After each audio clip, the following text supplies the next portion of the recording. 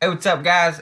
So with the video the other day, I said that I would be starting a video series regarding like our life and everything like that, where we come from. So this is what this video is about. I'm gonna cover like my early childhood, like kind of what it was like in my early life and stuff up until about like age 12 or 13 or so when shit gets really interesting. Uh, Excuse the clothes back here. We're going through kind of a shitty time in life, and those are all clean clothes at least. Fucking at least they ain't dirty, man. But haven't folded them. But so I want to start from when I was younger, growing up, and the reason I'm doing this is just in the future when we do make something of ourselves, when we do win good big races, when we are able to say, "Hey, look at where we come from." We can actually have something to refer to and tell people, "Hey, watch this," and you will get our story and know where we come from. So this is why I'm doing this. Uh, so my early life was, I mean, all peaches and fucking cream, right? Just like everybody else's. Grew up with a single mom. My dad wasn't really in the picture too much. He was, but he was more so a disappointment rather than any positive impact at all. I guess overall he did make a positive impact because he showed me a lot of things that I didn't want to be and what I don't want to do for my children. But growing up, I grew up with my mom, and she was struggling. She wasn't doing too great in life. Uh, and I'm gonna give a disclaimer. A lot of things that I might say were probably gonna piss off my mom because she has a different view on everything. I just know about my what I seen when I was a kid and how I felt about my childhood. So my mom might want to paint a picture of like my childhood was fucking peaches and cream, but in reality it fucking wasn't.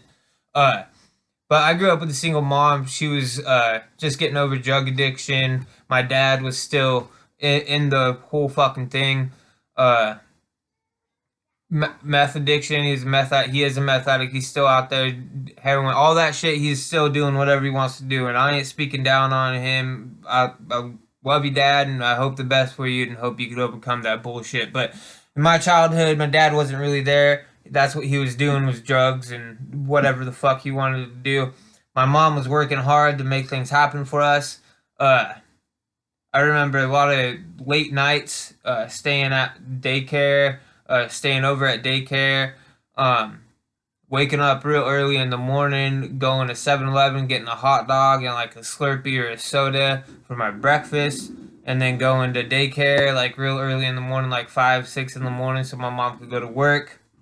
And then daycare would pretty much handle me from there, get me on the bus to go to school. I'd go to school, get off, get out of school, come back to daycare. My mom would pick me up later in the night, go home, eat dinner, repeat. I pretty much technically was raised at daycare. Uh, but my mom definitely had a huge impact. Obviously, my mom did a lot of amazing things for me. And growing up, I lived in this like little apartment complex in Coos Bay, Oregon, on the coast, home of Steve Prefontaine. I ran the Prefontaine Memorial Race every year as a chubby little kid. Growing up, I always knew I wanted to be something special. I always liked running just because I didn't like running. I just hated losing, no matter what it was. And a lot of people were getting like little popsicle sticks for running a large number of laps around this track, which then they cash in for a prize. I wanted to have some fucking prizes, so I would get to school early, run around the track for my popsicle sticks, and that was one of my first uh like memories of running really. And then I grew up kind of in the motocross realm. Like my dad got me my first dirt bike, if I remember correctly. I remember YZ80 that didn't really run. I had some other like junker bikes and shit like that, but I rode kinda. And then I remember one Christmas my mom got me a badass fucking YZ85, which got me into racing. But I remember always wanting to be like the best at something.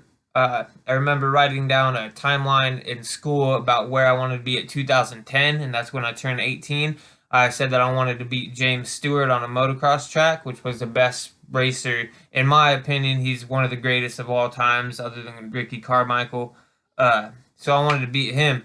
So what I'm getting at is I always had like big dreams for myself when I was a kid, and I always hated being called fat. I always wanted to be in shape and be uh, able to do like big things with my body, but I didn't have any knowledge really about like what health was or anything. I grew up eating fast food all the time. I grew up drinking soda all the time. We didn't drink much water. It was soda. It was like, just typical uneducated poor white people fucking diet, pretty much. Uh Cheap shit that you get from 7-Eleven instead of healthy cheap shit that is gonna sustain you. Typical bullshit. So I grew up eating like shit. I got really fat. I was on a lot of meds because I was acting out and stuff. I was on like Ritalin, fucking Adderall, all that bullshit I was on really fucked me up as a kid. I had a lot of really bad behavior problems from the second I remember, from literally from Head Start on. I was in a behavior class because I couldn't get along with people. I always fought. And the majority of the reason I always fought was because I was tired of getting fucking bullied and tired of getting called fat, man. And eventually I just started whooping people's fucking asses because they wouldn't stop. So I had to make them stop. So I was always in a behavior class. Literally in kindergarten, I remember. In Head Start, I remember being in a behavior class. First grade behavior class, second grade behavior class, third grade. And it's like these were specific schools designed for people with behavioral disabilities and people who couldn't get along, people who pretty much your future inmates, right? Your future inmates, which pretty much what most of us grew to be.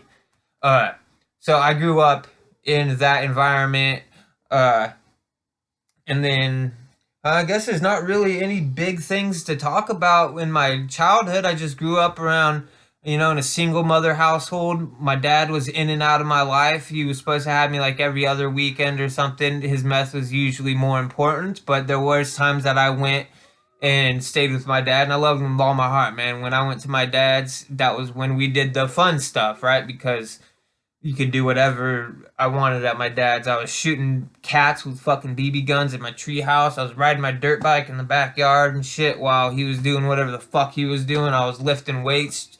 Fucking, I was having a good time, man. It was away from my mom's. It was, so I always thought he was the hero when in reality it was my mom who was the actual hero. But yeah, I grew up with a single mom. Dad wasn't really around. Seen a lot of bullshit that I didn't want to see when I was a kid. I grew up around a lot of things that developed me into the person I am today, I suppose. Definitely grew up in a large Native American community. I'm Native American. My dad is.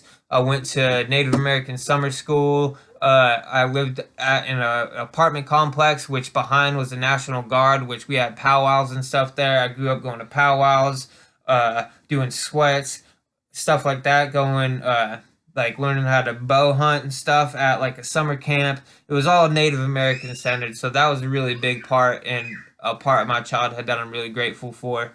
Um, but I mean, eventually, yeah, after years of living on the coast, we eventually gave up our apartment and moved to Medford, Oregon, which is when shit apparently gets real fucking interesting, and then after Medford, it gets even more interesting. But yeah, grew up in Coos Bay until about 12 years old. Moved to Medford, Oregon at 12 years old, which, yeah, I was in the sixth grade, and it went really bad for me in the sixth grade and seventh grade. I was bullied really bad for being fat.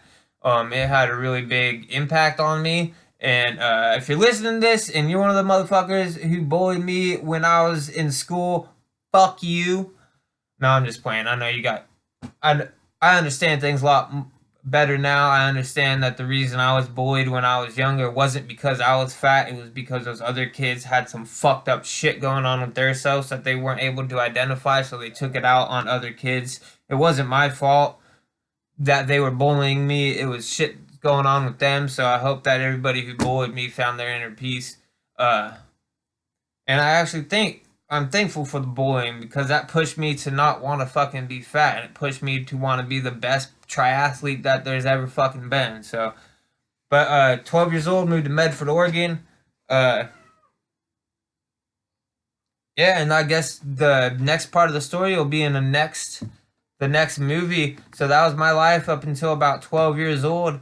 I believe Marissa might make some some videos just for ease of like clarification and file management or whatever. It'd probably be on her YouTube. So if you want to check out her early life, go over and check out her early life on her YouTube. And the next part will be from about Medford up until like 12 years old until about 17 years old. So stay tuned and go watch that one. And I hope you guys have a good day. Peace.